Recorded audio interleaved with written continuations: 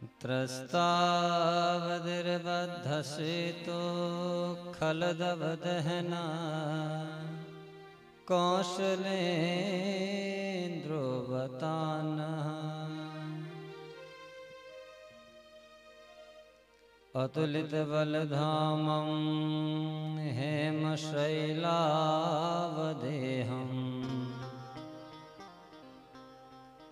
धनुजवनकृशानं ज्ञानिनामग्रगण्यम्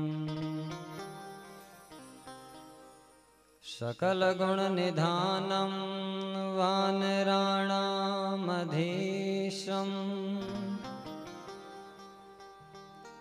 रघुपतिप्रियभक्तं वातजातं नमामि।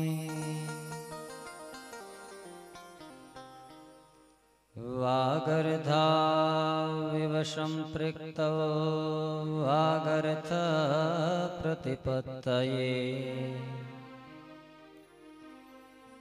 जगतः पितरो वन्दे पार्वती परमेश्वरो।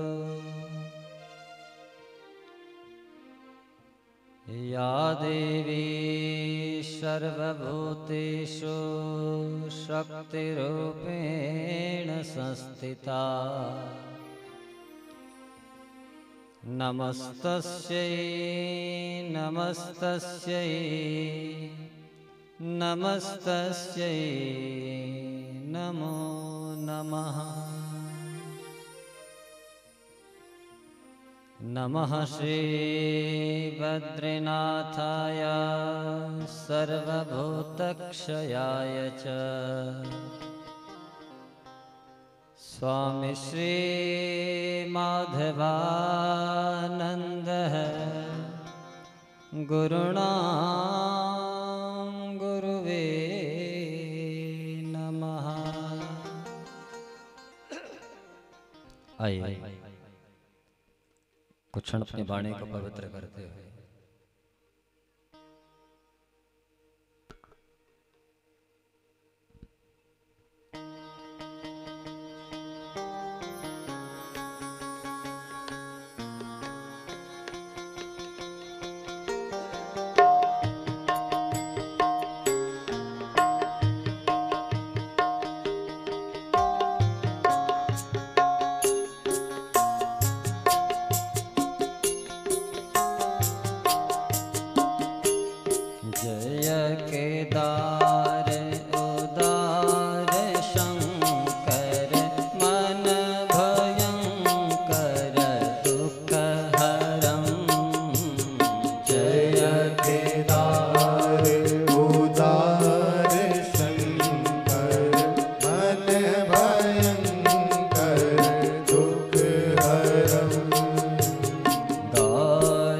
गणपति स्कंदन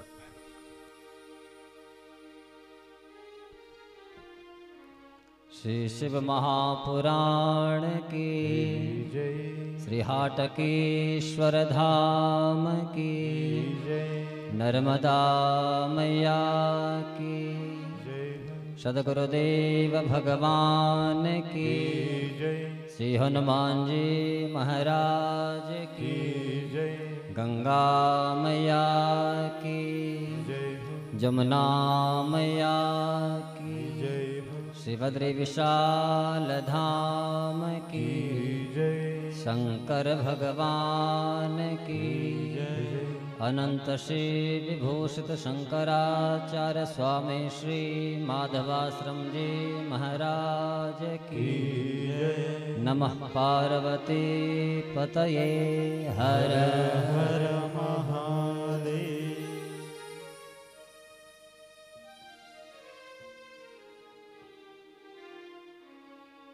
परम मंगलमय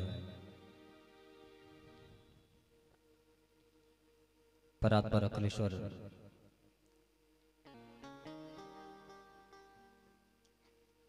भगवान भूत भावन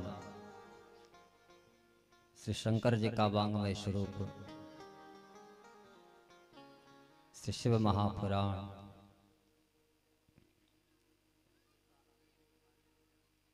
अदृश्य अधेय निर्गुण निराकार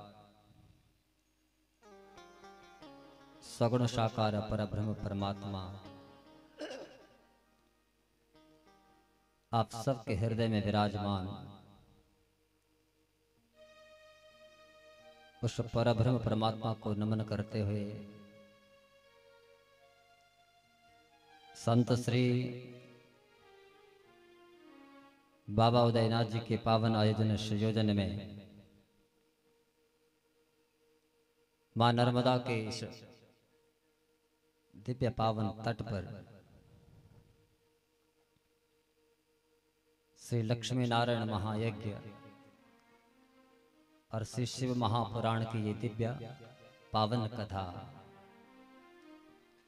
आज इस यज्ञ का शुभारंभ प्रथम दिवस और प्रथम दिवस के शुभ पावन बेला पर व्यासपीठ से आप सबका हार्दिक अभिनंदन है। हमारे इस पावन यज्ञ में पहुंचे हमारे बद्रिकाश्रम बद्रीनाथ धाम से संत श्री खड़ेश्वर जी महाराज। बद्रिकाश्रम में भी आपका आश्रम है और यहाँ खलगाड़ वहाँ भी आप उस दिव्य आश्रम में आप रहते हैं। हमारे इस पावन यज्ञ में श्री जयराम दास जी त्यागी जी यहीं चैनपुरा से, श्री घनश्याम दास जी महाराज आप अयोध्या और ऋषिकेश इन दो दिव्य धामों में आप निवास करते हैं। आप भी इस यज्ञ में पधारे हैं और इंदौर से हमारे श्री बालक दास जी महाराज ऐसे संतों का ये दिव्य समागम इस यज्ञ में, क्योंकि संतों का दर्श तभी मिलता है, हम बारंबार अपनी कथाओं में कहते हैं, जब भगवान स्वयं इस जीव पर कृपा करता है। बिनु हरि कृपा मिला ही नहीं संता। आप संत सभी संत यहाँ पधारे इस यज्ञ में हम सबको आपने अपना जो आशीष दिया है, आप सभी संतों के चरणों में हम नमन करते हैं। हमारे मध्य में इंदौर से श्रीमती माया पटेल जी भी पधारी हैं। जितने भी यज्ञ यहाँ हुए, आप उन यज्ञों में आपने निश्चित अपनी सहभागिता दी है, तो व्यासपीठ से आपका भी अभिनंदन है, स्वागत है। और हमारे ही मध्य में मुझे लगता है तो चले गए श्री ब्रजेश जी, आपके ही क्षेत्र के यहीं धामनौद में रहते हैं, एक अच्छे वक्ता है, आप भी यहाँ पधारे। रतलाम से हमारे जो आचार्यगण आप वहाँ यज्ञ मंडप में देख रहे होंगे। ऐसे विद्वान आचार्यों की पावन सन्निधि में इस यज्ञ का यहाँ शुभारंभ हुआ है। वैदज्ञ हैं, दैवज्ञ हैं, और हमारे उत्तराखंड धाम से पधारे हमारे जो सहयोगी आचार्य सुनील भट्ट जी,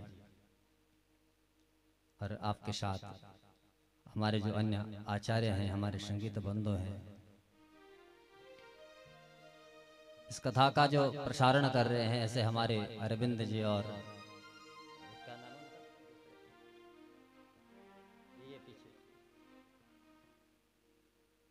दिलीप जी।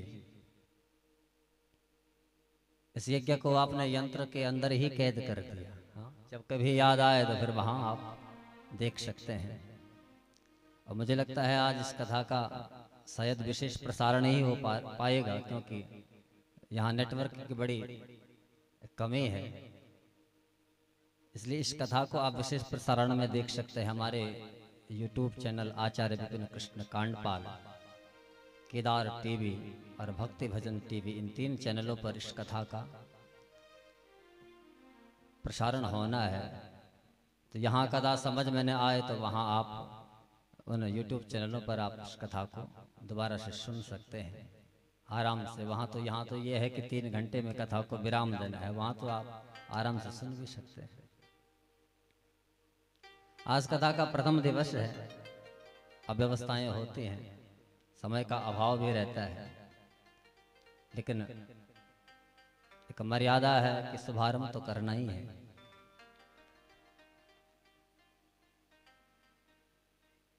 संत श्री बाबा उदयनाथ जी महाराज जो आपके मध्य में रहते हैं, इससे पहले तो हमारे मध्य में रहते थे, हमको छोड़ करके आपके पास में आए हैं। हमने पिछले वर्ष भी आपसे कहा था, जब उत्तराखंड में आए थे, ऐसी धर्म ध्वजा आपने वहां फहराई है। आप कभी रुद्रप्रयाग में आएंगे, जब बद्रीनाथ आप का जो रास्ता है रुद्रप्रयाग से मुश्किल से 7-8 किलोमीटर रतोड़ा एक स्थान पड़ता है, तो महाराज जी की वहां कुटिया थी। कल हमारे इंदौर से पधारे बालक दास जी महाराज, हम चर्चा कर रहे थे वहां कि वहां तो हमने ऐसा दिव्य चमत्कार महाराज जी के सामने कथा में ही देखा। तो कल हम वहां चर्चा कर रहे थे कि वो स्थान आपने ऐसा दिव्य बनाया। हमारे उत्तराखंड में आपने नशा उन्मूलन के लिए बहुत कार्य किया। आप कभी वहां जाएंगे तो वहां पता लगेगा आपको। इसलिए हमने पिछले वर्ष भी आपसे कहा था कि ऐसे संत दोबारा कभी मिलते नहीं हैं। जिन्होंने संत का संतत्व नहीं जाना, जिन्होंने संत का संतत्व नहीं समझा, जिनको केवल ये सब पाखंड ही पाखंड लगता है, उसके जीवन में कभी भगवान आ ही नहीं सकता, उसके जीवन में कभी कथा आ ही नहीं सकती। हम तो न जाने कितने वर्षों से महाराज जी से जुड़े हैं। अन्यथा आप ही विचार कीजिए, उनको क्या पड़ी है? हाँ, ये ऐसा दिव्य आडंबर करने की क्या आवश्यकता है उनको? अगर उनको अपने आप ही मुक्त होना होता तो अपना आराम से वहीं बैठ करके भगवान का दिव्य भजन करते, अपने आप को मुक्त कर लेते। लेकिन ये यहाँ इतना ये पांडाल, वहां ऐसे दिव्य हवन कुंड बना रखे हैं, इतना खर्चा करने की भी आवश्यकता नहीं थी। हाँ? वहीं हमारे हिमालय में बैठते भगवान को भजते और मुक्त हो जाते हैं। लेकिन समझना जरा, इसके पीछे कुछ हेतु है। भगवान ने इस धरती पर संतों को अपना दास बना करके भेजा है, जो हमको भगवान से जोड़ते हैं। अब संत हमसे कुछ कहें, हम उनकी माने ही ना। हाँ? हमारे यहाँ भागवत जी में कथा है वृत्तासुर की। जाति का राक्षस था, लेकिन मरते इसमें भगवान से कहता है कि प्रभु कदाचित इस समय में मर तो रहा हूं, अंतिम श्वासें ले रहा हूं, लेकिन अगर मुझे कहीं पुनर्जन्म मिले तो मुझ पर आप एक कृपा कर देना। उस समय भगवान ने उस वृत्तासुर से कहा, क्या कृपा करो? तो वृत्तासुर कहता है, अहम हरे तव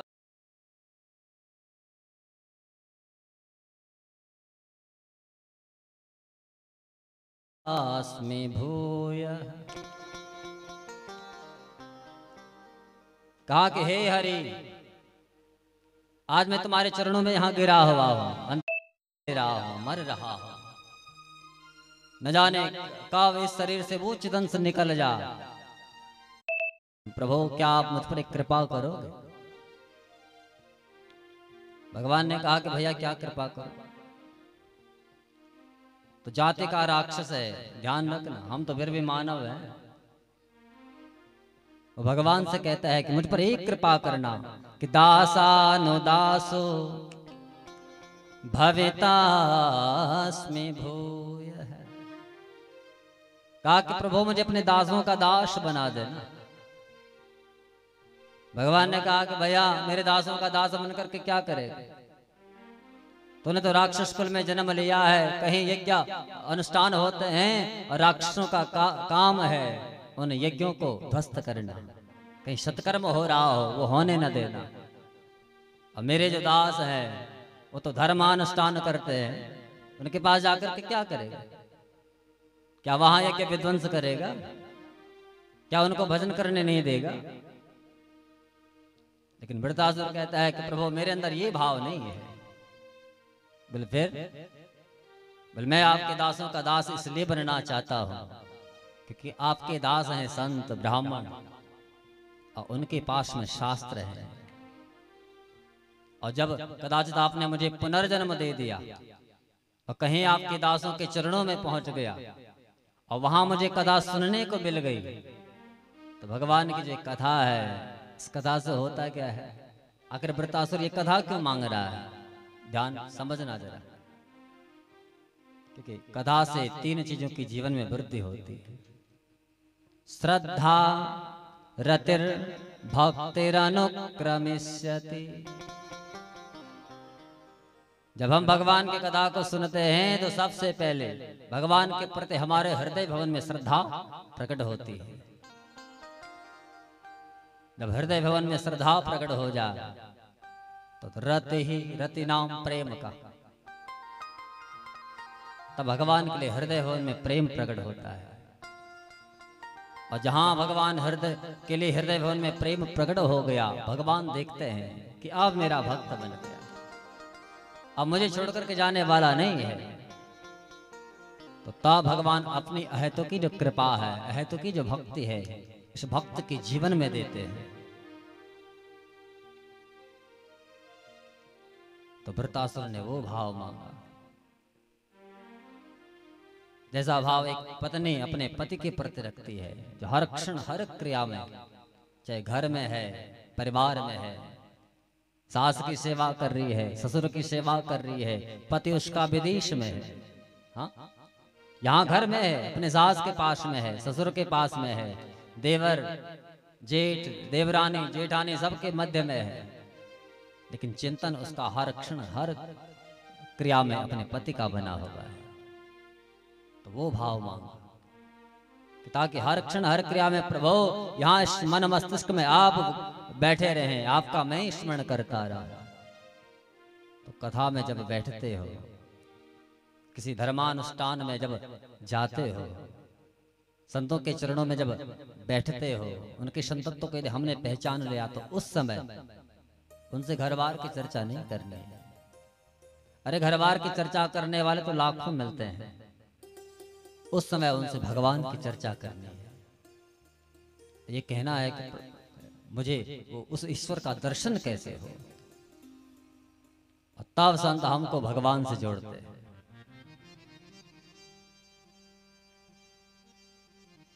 इसलिए ये ऐसा मौका न जाने फिर कब मिलेगा,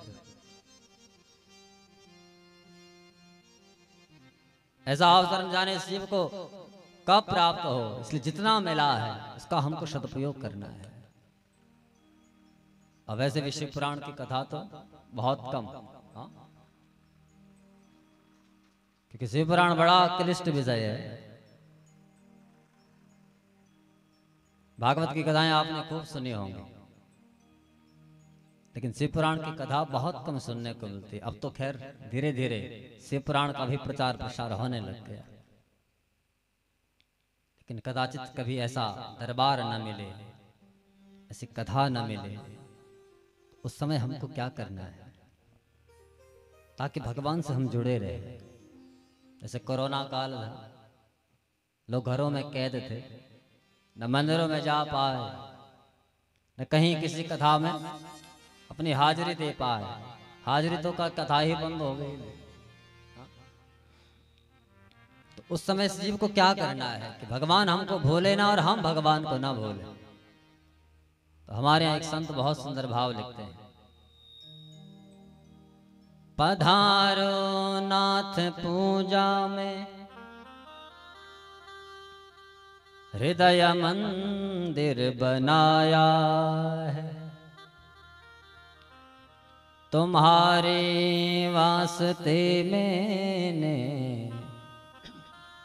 विमल आसन बिछाया है।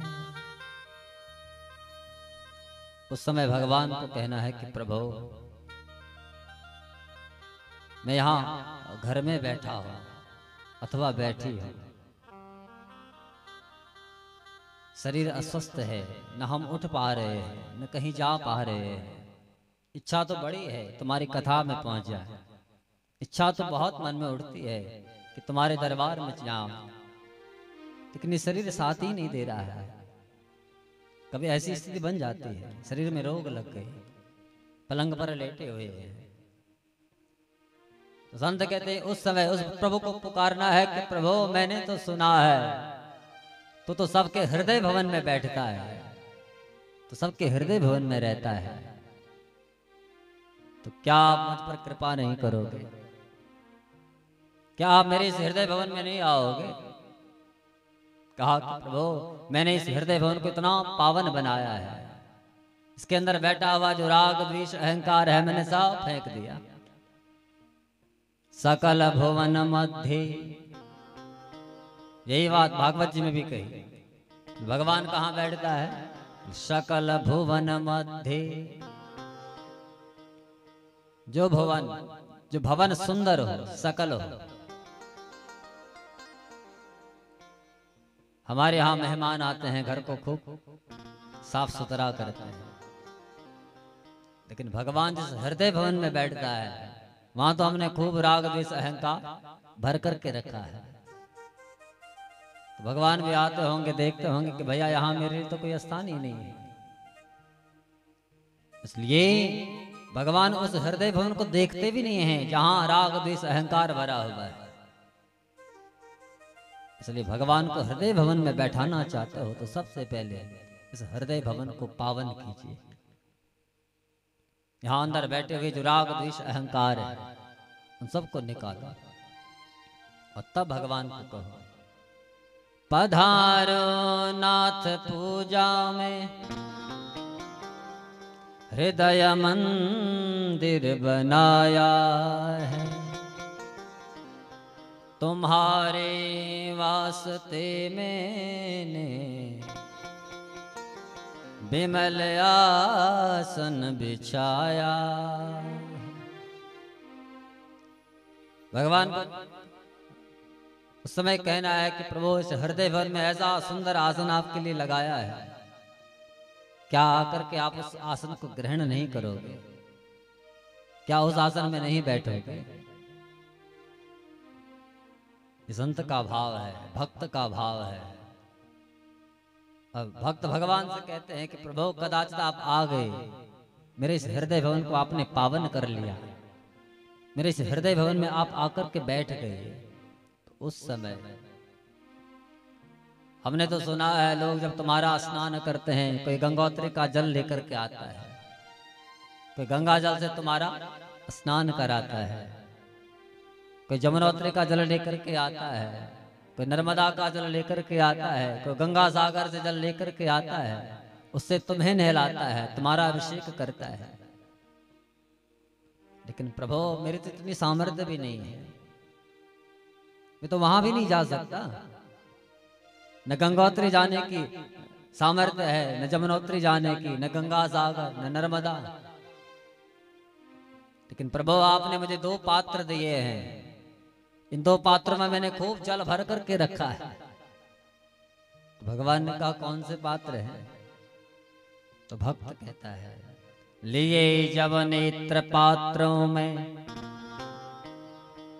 लिए जब नेत्र पात्रों में, खड़ी पद पंकज धोने को,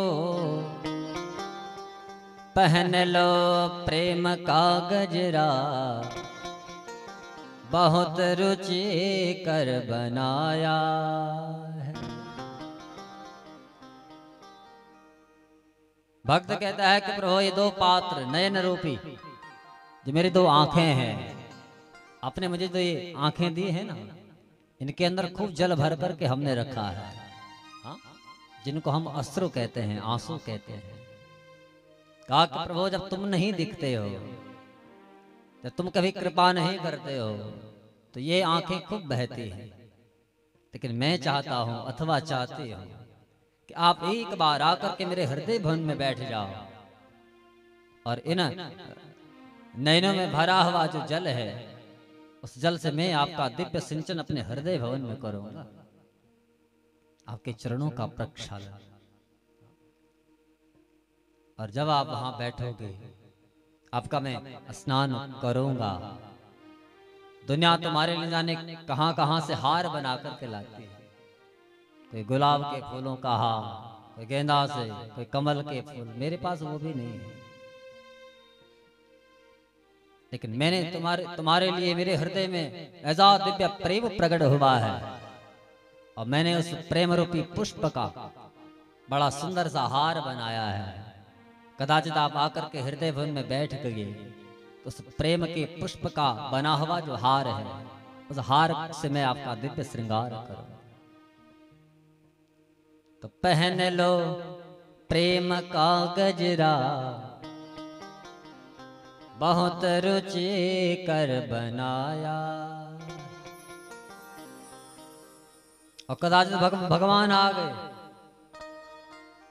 संत कहते हैं कि प्रभु दुनिया न जाने 56 प्रकार के व्यंजनों का भोग आपको लगाती है, मेरे पास वो भी नहीं है।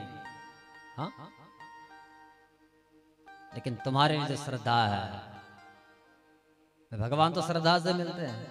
क्यों?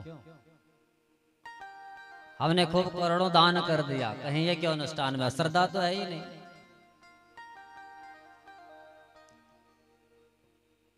तो भगवान उसको ग्रहण नहीं करता, ये भी ध्यान रखना। किसी भी कार्य में आप एक पुष्प ही चढ़ा दो, लेकिन श्रद्धा से चढ़ाओ, और उसी का चमत्कार आपके जीवन में। और श्रद्धा है ही नहीं, हमने जगत को दिखाने के लिए खूब दे दिया। दुनिया को आप दिखा सकते हैं, भगवान को नहीं।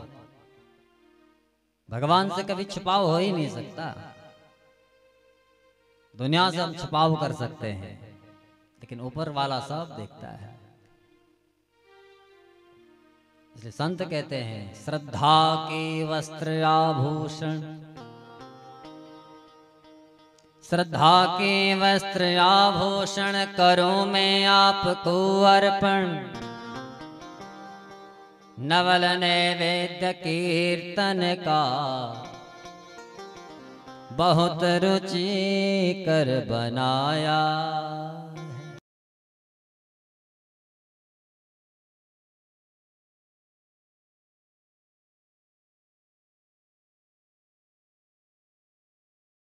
भाव है, उन्हीं के मैंने दिव्य वस्त्र आभूषण हैं। आप जब आओगे उस श्रद्धारूपी वस्त्र, श्रद्धारूपी आभूषणों से मैं आपको खूब अलंकृत करूंगा, खूब सजाऊंगा। भगवान ने कहा मुझे क्या पवाओगे? तो संत कहते हैं आपके लिए खूब कीर्तन बनाया है। दुनिया 56 भोगों का भोग लगाती है, मैंने कीर्तन बनाया है, उन्हीं का दिव्य भोग लगाऊंगा। तो नवल नैवेद्य कीर्तन का, बहुत रुचि कर बनाया। इसलिए कदाचित ऐसा दिव्य सत्संग न मिल पाए, तो ये भाव अपने मन में रखना। और जिसके हृदय में ऐसा दिव्य भाव प्रकट हो गया, भगवान फिर उस भक्त को छोड़ते नहीं है। आप लाख उनको छोड़ने का प्रयास करेंगे तो भगवान इस हृदय भवन से दूर जाने वाले नहीं है। और ऐसा जो ये दिव्य लाभ है तो बड़े पुण्य से मिलता है, बड़े भाग से मिलता है। भाग्योदयेन भाग्योदयेन बहुजन्म समर्जितेन सत्संगमं च लभते पुरुषो यदा वै। भाग्योदयेन, हमारे यहाँ शास्त्र कहता है कि भाग्योदयेन, इस जीव को कथा कब मिलती है? जब भाग्य का उदय होता है। तो कितने जन्मों का भाग्य? तो यहां लिखा है एक जन्म का भाग्य नहीं, बहुजन्म। इस धरती पर हमारे जितने जन्म हुए हैं उन जन्म जन्मांतरों में कमाया हुआ जो पुण्य है, वो पुण्य जब उदित होता है तब जाकर के ऐसा दिव्य लाभ मिलता है। ऐसे पुराणों का दर्शन करने को मिलता है, पुराणों का श्रवण करने को मिलता है। ऐसे दिव्य यज्ञों में हमें सहभागिता निभाने को मिलती है। अन्यथा इससे पहले 5 साल पहले की यहाँ की क्या स्थिति होगी ये तो आप लोग ही जान सकते हो, हमको तो क्या पता। हम तो जब आए तो यहाँ खूब पांडाल मिला, लेकिन उससे पहले आप ही जान सकते हैं। तो संत के चरणों में आए तो संत बीहड़ में भी बैठ जाए वो भी तीर्थ बन जाता है। इससे बड़ा प्रत्यक्ष क्या हो सकता है?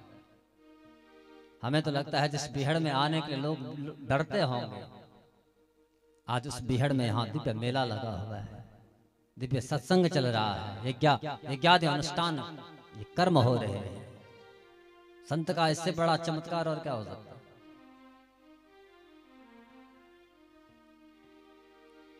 बाबा भोलेनाथ की दिव्य पावन कथा को हम 11 दिवस यहाँ बैठकर के इसका श्रवण करेंगे।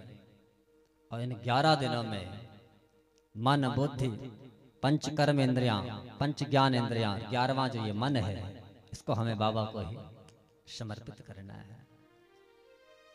क्योंकि जब तक मन भगवान को समर्पित न हो तब तक भगवान यहाँ बैठ नहीं सकते। क्योंकि शरीर को ये मन ही तो चला रहा है। जब तक ये मन भगवान में न लगे, जब तक इसके यहाँ अंदर इच्छा प्रकट न हो कि मुझे भगवान को पाना है, तब तक भगवान यहाँ आएंगे कैसे? इसलिए भगवान को पाने का, भगवान से जुड़ने का ये सबसे सरल मार्ग है। श्रोतव्य, सुनना। तो सुनना क्या है? बोले भगवान की कथा। तो हमारे यहाँ सिंह स्वप्न धातु से यहाँ शिव शब्द की उत्पत्ति हुई है। और शिव उसको कहते हैं कि सेरते प्राणनो यत्र स शिव। जहां इस जीव को अपने पाप कर्मों को छोड़ करके अथवा पुण्य कर्मों को अर्जित करके जीव जहां विश्राम करने के लिए जाता है, उसका नाम शिव है। तब जीव इस धराधाम से मुक्त हो जाता है। अच्छे कर्म किए हों तो भगवान के पास में जाता है, और बुरे कर्म किए होंगे तो नरकों में इसको जाना पड़ता है। लेकिन जिसने इस धरती पर अपने पाप कर्मों का शमन कर दिया, अपने कलमशों को धो दिया, क्योंकि भगवान की जो कथा है इस जीव के पाप ताप संतापों को धोती है। कदाचित हमसे कभी कोई पाप कर्म हो गया, हमने कथा सुन ली, तो कलमशों को धोने वाली ये दिव्य कथा है, हमारे पापों को नष्ट करने वाली ये कथा है। तो उन पाप कर्मों को छोड़ करके जीव जहां विश्राम करने के लिए पहुंचता है, जहां इस जीव की लीला का संवरण होता है, उसका नाम शिव है। भगवान शिव का एक दूसरा नाम है शंकर।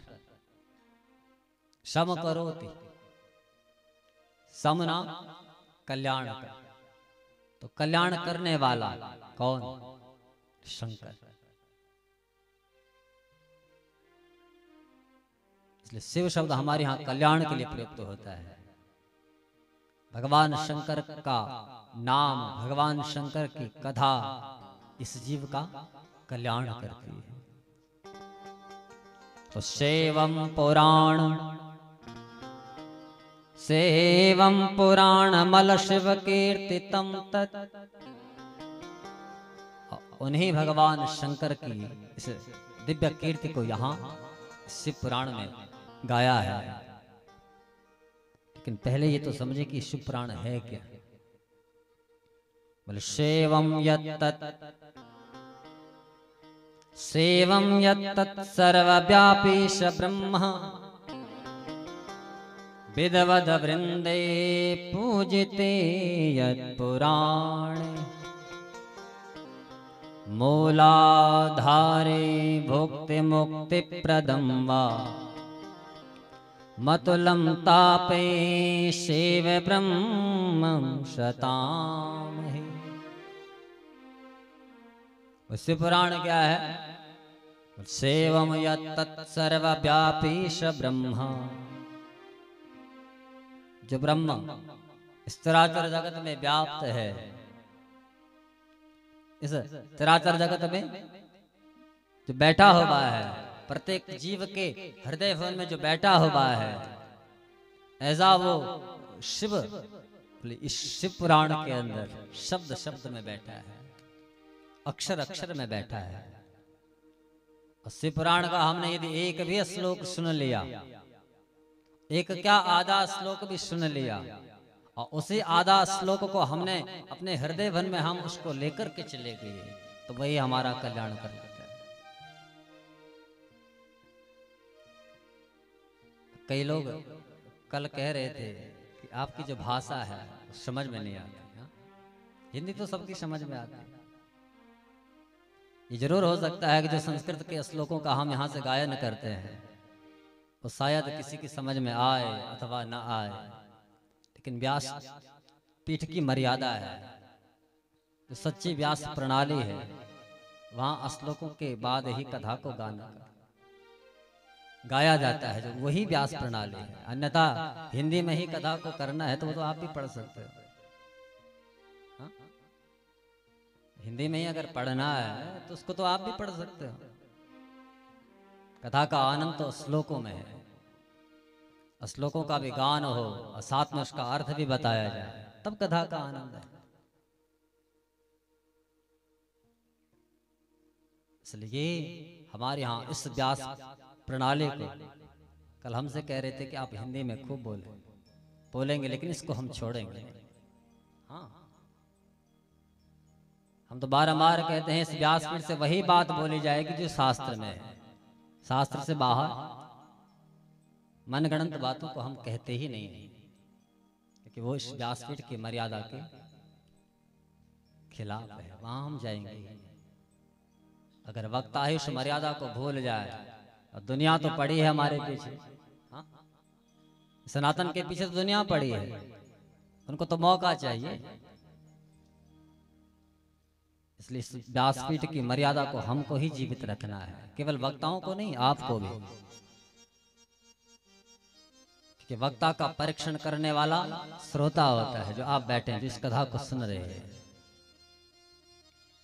केवल टोने टोटकों से कथा नहीं होती। यहाँ पुराणों में जो लिखा है उसको भी श्रोता के हृदय भवन तक पहुंचाना है, वो कथा है। तो सेवम यत्तत् सर्वव्यापी स ब्रह्मा, जो शिव तत्व इस चराचर जगत में व्याप्त है, अथवा यूं कहे कि सबके अंदर जो बैठा है, अब वही शिव तत्व इस शिव पुराण में बैठा है। इसलिए तो यहाँ इस शिव पुराण को भगवान शंकर का वांग्मय स्वरूप माना है। मूलाधारे, इस सृष्टि का जो मूल है, जो मूल स्तंभ है, जिससे सृष्टि प्रकट होती है, आप कथा सुनेंगे आप। अगर हम उसी को भूल जाए, सृष्टि को बनाने वाला, हाँ, सीधी सीधी बात है। अगर हम अपनी माँ को भूल जाएं, जिसने हमको जन्म दिया, तो फिर हमारा क्या अस्तित्व रह गया। हम अपने पिता को भूल जाएं, जिस धरती पर हमको लेकर के आया, फिर तो हमारा कोई अस्तित्व ही नहीं है। इसलिए माँ और पिता को समझना पुत्र का धर्म बनता है। और माँ की तो पूजा नहीं करता, पिता को अपना नहीं मानता और खूब भक्ति में लीन है, वो भक्ति भी किसी काम की नहीं, उदार होने वाला नहीं, कुछ कटु सत्य है। हाँ, वर्तमान जो स्थिति है यही है। पुत्र पिता की संपत्ति को अपना मानता है, लेकिन पिता को अपना नहीं मानता। जिस पिता ने खून पसीना एक करके तुम्हें पढ़ाया लिखाया काबिल बनाया, और श्रीमती जी साथ में आए, फिर उस माँ और पिता को ही भूल गए। माँ और पिता की खटिया कहीं काल कोठरी में, हाँ, अब माँ और पिता अपने नहीं लगते, तो श्रीमती अपनी लगती है। जिसने जन्म दिया, जिस माँ ने हमको इस धरती पर भेजा, जिस पिता के द्वारा यहाँ पालन पोषण होगा, उसी को हम भूल जाएं, इससे बड़ी मूर्खता और क्या हो सकती है? कि कभी उसका उद्धार हो सकता है? हमारे दृष्टि में तो नहीं हो सकता। इसलिए मूलाधारे, मूल आधार वो याद रहना चाहिए। और इस सृष्टि का मूल आधार है भोलेनाथ। तो मूलाधारे भोक्ति मुक्ति प्रदम, जो भोक्ति और मुक्ति दोनों को देता है। ये भी संसार में खूब भोगना चाहता है। हाँ, खूब धन आ जाए, खूब प्रतिष्ठा मुझे मिल जाए, मैं काबिल बन जाऊं, अच्छी नौकरी पर लग जाऊं, हाँ, अच्छा नाम समाज में कमाऊं। तो भगवान शंकर की जो दिव्य कथा है, ये सब देने वाली। जो आप भोले बाबा से मांगेंगे गारंटी है। हमने पिछली बार भी आपसे कहा था, इसलिए कह रहे हैं कि हमने उसका अनुभव किया है इस अल्प अवस्था में। पुराणों के द्वारा बहुत कुछ मिला, तो अनुभव आपको बता रहे, लेकिन मांग के तो देखिए, उसकी भक्ति करके तो देखिए। भक्ति जब करनी है दिखावे के नहीं, हाँ, अब भाव से आइए, भाव से यहाँ बैठ करके कथा सुनिए। 11 दिनों का ये दिव्य सत्संग यहाँ होना है। कोई काम रुका हुआ है गारंटी है। भाव से कथा सुनोगे 11 दिनों में, अगर तुम्हारा वो काम ना बना, हम भी यही हैं, तुम भी यही, लेकिन शर्त वही है कि मन लगाना पड़ेगा। ऐसी गारंटी कोई और दे सकता है?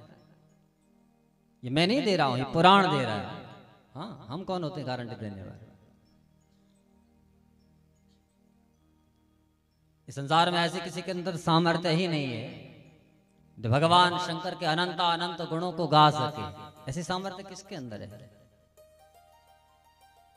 ये तो वक्ता यथाधीतम यथामति के अनुसार जितना कहता है, शास्त्र में जो लिखा है उसको श्रोता तक पहुंचाता है। और हम इस अहम में रहे कि मैं ही हूं, हाँ, मुझसे बड़ा कोई है ही नहीं, तो फिर हमसे बड़ा मूर्ख कोई नहीं है।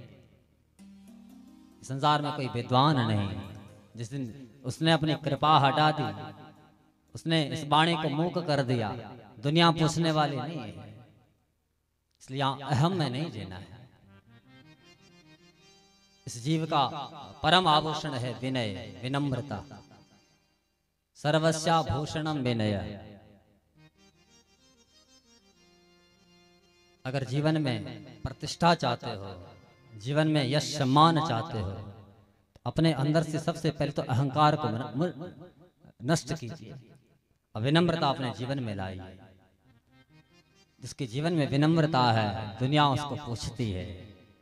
और जिसके जीवन में अहंकार रूपी विषांकुर ने जन्म ले लिया, दुनिया उसके पास नहीं जाती। हाँ, दक्ष के साथ क्या हुआ? यही तो हुआ। पद का मद आया, विषांकुर ने जन्म लिया, अहंकार जीवन में आया तो सिर ही कट गया। कथा सुनेंगे आप। इसलिए अपने जीवन में विनम्रता को प्रकट कीजिए, बिल्कुल छोटा बन करके रहिए। इसलिए मूलाधारे मुक्ति मुक्ति प्रदम वा मतुलम तापै शिव ब्रह्मं शताम्।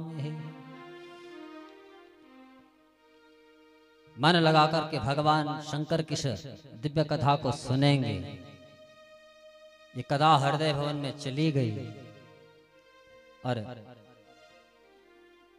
तब जाकर के ये कथा हमारा कल्याण करती है।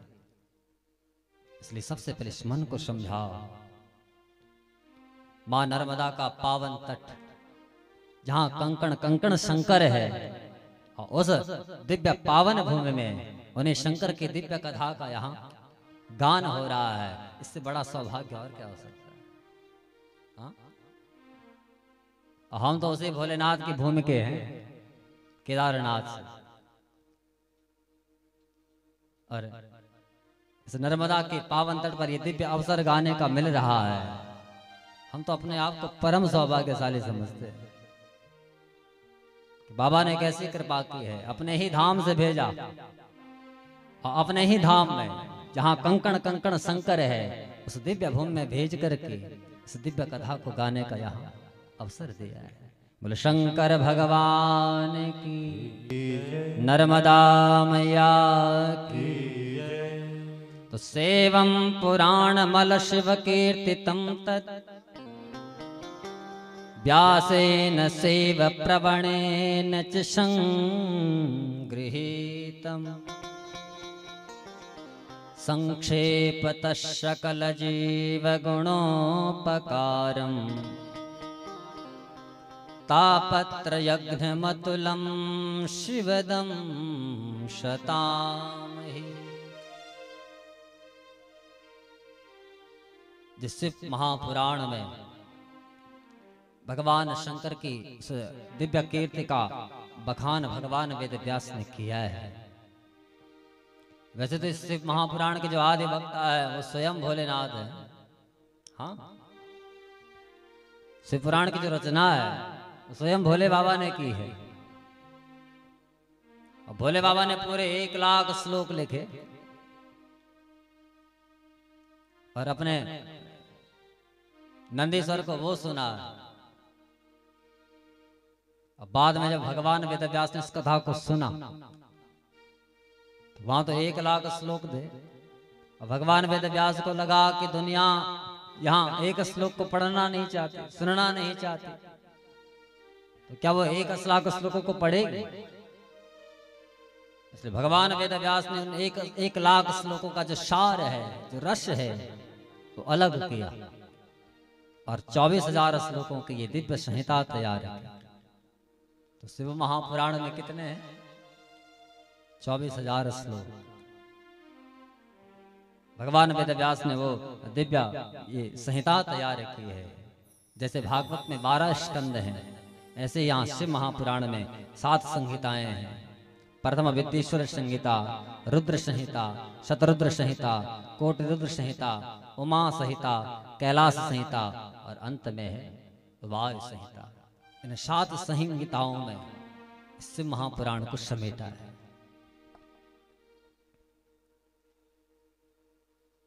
और ये भी कह दिया कि विस्तार से नहीं, क्योंकि विस्तार तो भोले बाबा ने किया है, क्योंकि भोले बाबा ने 1 लाख श्लोक लिखे थे। और यहां भगवान वेदव्यास ने संक्षेप इसलिए लिखा है, संक्षेप सकल जीव गुणोपकारम तापत्रयघ्नमतुलं शिवदं शतामहि। इसलिए भोले बाबा के सुदिव्य चरित्र को संक्षेप में शिव पुराण के अंदर भगवान वेदव्यास ने वो दिव्य रस यहाँ इस शिव पुराण में रखा है, और जिसको वो पीना आ गया। क्योंकि भोले बाबा आनंद के सागर है, बड़ी मस्ती में रहते हैं। अन्यथा विचार कीजिए, भोले बाबा सबसे बड़े देवता जिनको महादेव कहते हैं कि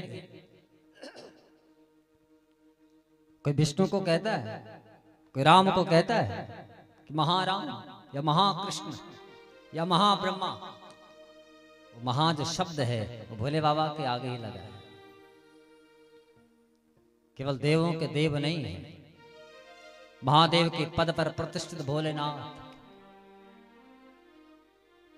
सबसे अमीर देवता, लेकिन सबसे गरीब बन करके बैठा है।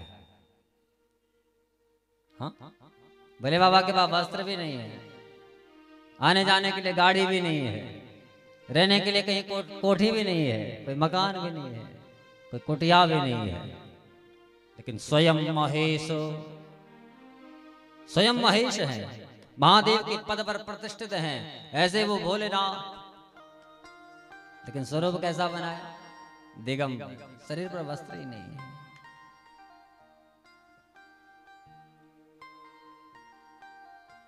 ऐसा कोई देवता आपको इस धरती पर कहीं दिखाई देता है? हाँ? अरे भगवान ब्रह्मा के हंस को मोती चाहिए।